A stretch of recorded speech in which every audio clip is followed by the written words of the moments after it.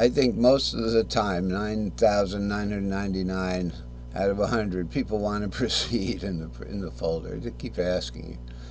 All right, so but we wouldn't know we're going back to the end of the folder. So this is the F sharp.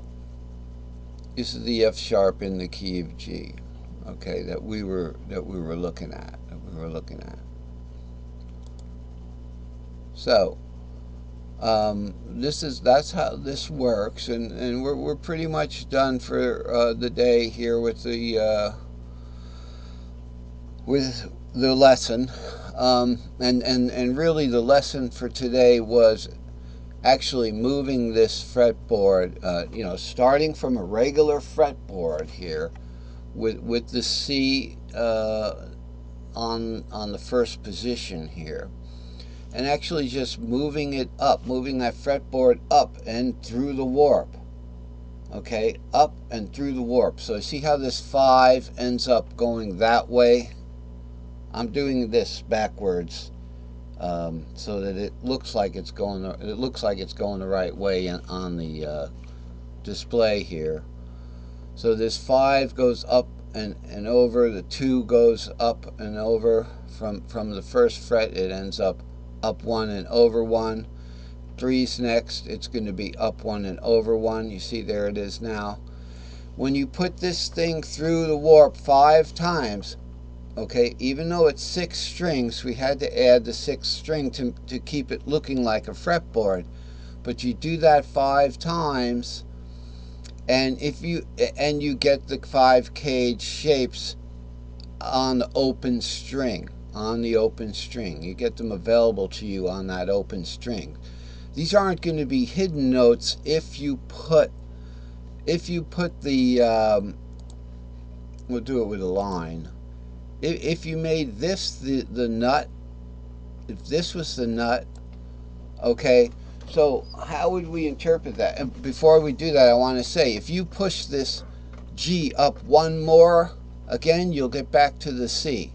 Because let's face it, you're going to lose this 6 here, and this 3 is going to become the top string. And let's face it, we can exploit that similarity. This 3 is also going to become the bottom string, because top string and bottom string are the same on guitar. So there it is. You'd be back to the C there. So even though we only did it 5 times, it covered the 6 strings. And that's what this is all about. Now, let's talk about the fret here. If we make that the fret, well, this would obviously be the key of G, wouldn't it? I hope so. Let's see if it is.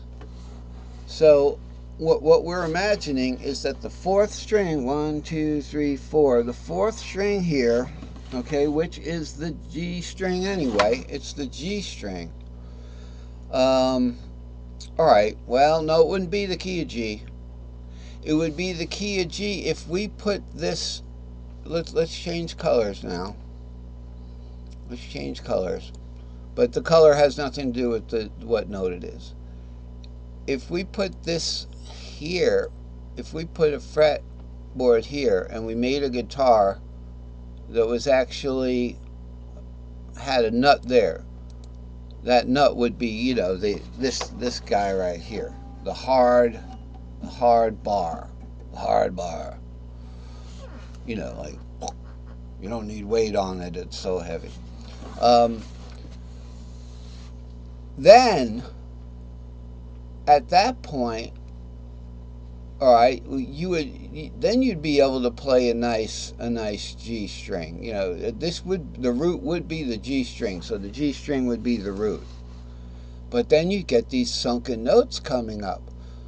That wouldn't affect C. C would be fine with that, okay? If you had the fret right there, okay? It's kind of like playing an F, isn't it? It's like playing an F, and F is okay. F is okay. You see the E shape here. If that was the fret, the nut rather we call it. The E shape would be R4/6, which is in F. That is the second inversion. Root It would be C, F, and the 6 is A. All right, so we're not going to do that right now, but there are advantages of tuning a guitar like that. Okay, so let's just go back to this situation and look at the G here. All right, so it's not the key of G. If that fourth string right here, this 7 right here, if that guy was the 7th of the key and that is G, the key would actually be a G sharp, the key of G sharp.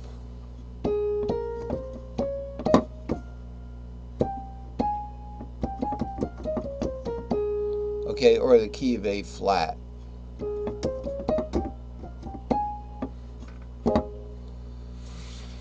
So that this situation here, if this was the fret, the main fret nut, that would be the key of G sharp. Wouldn't be the key of G. So you see how that works, and then it would advance from there. Okay, so D being the 4th of G, D being the 5th of G, then the 5th of A of G sharp would be like D sharp. You know, this would be essentially the key of E flat.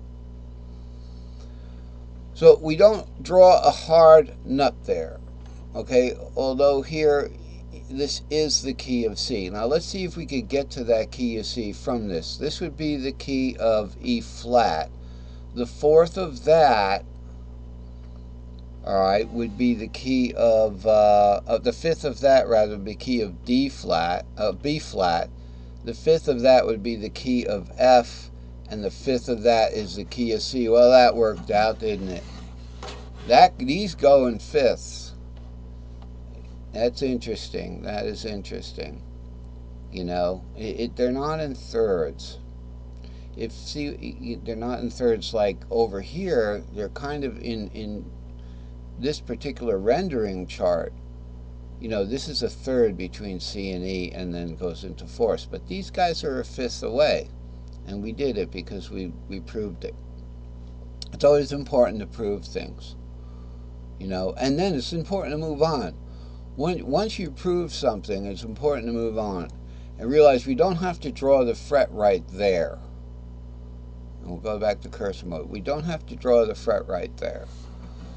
So,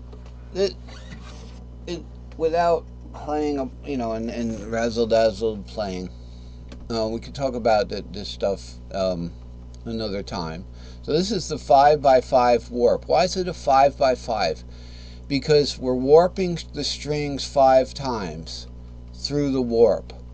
You know, they got to start warp somewhere. Warp means the difference in tuning, okay? Of a half a step.